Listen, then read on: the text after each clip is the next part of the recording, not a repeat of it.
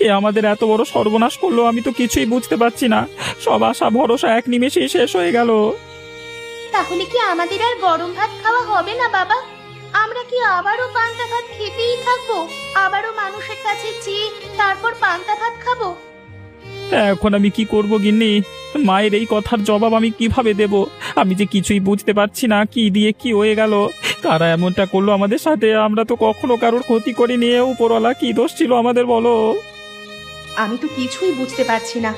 আমাদের সাথে কারো শত্রুতা থাকারও কথা নয়। গরিব বলে কেউ তো আমাদের সাথে কথাও বলে না। তাহলে আজ কারা আমাদের এত বড় ক্ষতি করলো বলো তো? উপরওয়ালার কাছে বিচার দিলাম, তিনি নিশ্চয়ই এর সঠিক বিচার করবেন। আমাদের মতো গরিবদের পেটে কে লাথি মারলো, উপরওয়ালা নিশ্চয়ই তাকে ছাড়বেন না।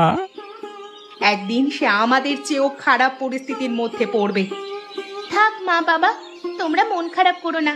আমরা পান্তা ভাত খেয়েই থাকবো, সমস্যা হবে না।